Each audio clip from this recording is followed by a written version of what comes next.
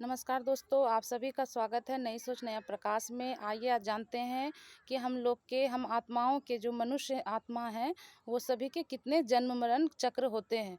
तो आइए आज जानते हैं हमारे जो जन्म मरण के चक्र हैं वो 84 जन्म और मरण के चक्र होते हैं, जिसमें कि 84 में 21 जन्म सतयुग त्रेता सुखी रहते हैं। सुखी मतलब सुख धाम में रहते हैं। सतयुग त्रेता को सुख धाम माना जाता है, अमरलोक कहा जाता है, क्योंकि वहाँ पाप नहीं होते हैं, 1% भी पाप नहीं होते हैं।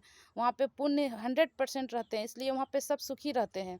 और जो है द्वापर से कलयुग तक की जो जन्म है वो 63 जन्म की होती है, जिसमें कि 63 जन्म में वहाँ पे धीरे धीरे पाप बढ़ते जाते हैं। द्वापर युग से पाप बढ़ते जाते हैं धीरे धीरे, अंतिम में कलयुग के अंत में पूरा शून्य पुण्य जो है वह शून्य हो जाते हैं, पाप 100% हो जाते हैं।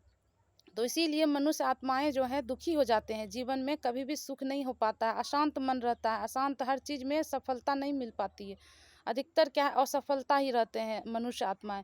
तो इसके लिए क्या है कि हमारे जो जन्म है जन्म मरण के चक्र, उसे जानने में हमारे क्या है कि वो गति का रहस्य खुलता है। जैसे कि हम क्या है, अभी हम दुर्गति में हैं, दुर्गति 63 जन्मों में है। 63 जन्मों में वो दुख के कारण क्या होता है कि हम लोग लोभ लालच में ग्रसित हो जाते हैं। हर चीज़ में दुख से संबंधित जो भी कार्य है वो दुख क्यों होता है, तो वो दुख का कारण है काम क्रोध लोभ मोह अहंकार, जिसमें कि हम लोग हर मनुष्य हर आत्माएं ग्रसित हैं। इसीलिए क्या है कि हम लोग जीवन में दुख में आ जाते हैं। और सुख जो होती है सतयुग और त्रेता में 21 जन्म के लिए, तो उसमें हम लोग क्या है इस पांचों विकार से मुक्त रहते हैं।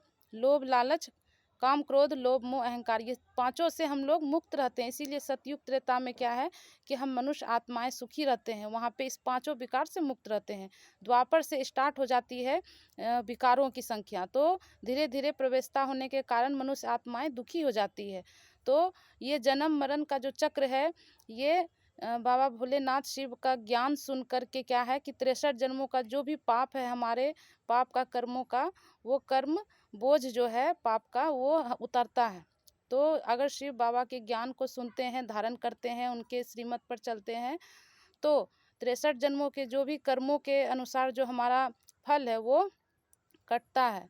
तो आइए और इस बात को बाबा के ज्ञान को, शिव बाबा परमात्मा के ज्ञान को जानकर उनके श्रीमत को धारण करें और अपने भाग्य को सफल बनाएं, ठीक करें, सब अपने भाग्य को फलदायी बनाएं, जो कि आगे का जन्म हमारे दुखदायी नहीं हो। तो शिव बाबा भोलेनाथ की जय हो। आगे का वीडियो आप इसी तरह बने रहिए हमारे साथ। ओम शांति।